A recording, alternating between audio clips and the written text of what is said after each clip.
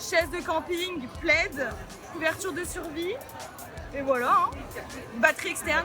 Assister à un concert de Taylor Swift, ça se prépare. 45 000 fans ont répondu présents pour la première date parisienne et européenne de The Eras Tour. Parmi eux, des étrangers qui ont fait le voyage parce que la tournée ne passait pas par chez eux ou parce qu'ils n'ont pas réussi à obtenir des billets dans leur pays. I'm from Greece. Venimos desde España. I came from Portugal. We come from the USA. Une grande partie de ces Swifties ont rejoint la file d'attente à 5 h du matin, d'autres sont là depuis plus longtemps. Venimos aquí a la cola a hacer fila ayer sobre las 4 de la tarde.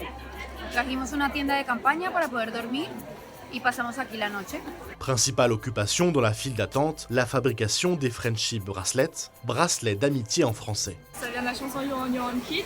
Donc elle en parle dans sa chanson, on fait les bracelets avant de venir et puis ensuite on échange avec les gens sur place pour parler, faire connaissance. On en a plus ou moins tous et ceux qui en ont pas, on leur donne à la place d'échanger. Ici, les fans ne manquent pas d'arguments pour expliquer le phénomène Taylor Swift. Déjà, elle a 11 albums, donc on peut vraiment se repérer à chacun de ses albums. Il y a vraiment de tous les styles pour tout le monde. Il faut savoir que Taylor Swift, elle a toujours été très proche de ses fans, elle a toujours fait beaucoup pour eux. C'est une artiste qu'on peut facilement comprendre, qui est très accessible dans ses chansons ou quoi. Elle parle aussi beaucoup de féminisme, par exemple avec The Man, où elle va se comparer sa carrière avec une carrière d'un homme si un homme pouvait aller plus vite dans sa carrière. Il y a toujours ce côté poétique, parfois ça touche au niveau des relations qu'on peut tous vivre dans notre vie. Même avec le confinement, c'était des périodes difficiles et je pense qu'elle a réussi à mettre des mots sur cette période. Je suis devenue fan par la force des choses. En fait, en voulant accompagner mes filles, j'ai voulu m'intéresser au phénomène Taylor Swift.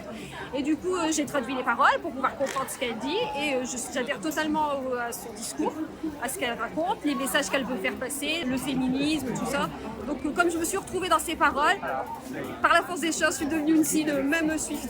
The Eras Tour est la première tournée au monde à dépasser le $1 milliard de recettes. Ce show de plus de 3 heures invite les fans à une rétrospective de toutes les périodes musicales de l'artiste. Pour de nombreux Swifties, c'est la tournée de la consécration. Depuis 2017, elle a eu beaucoup plus de fans qui la suivent parce qu'elle a réussi à surmonter beaucoup d'obstacles et à l'époque, c'était vraiment le moment où les gens lui crachaient dessus beaucoup.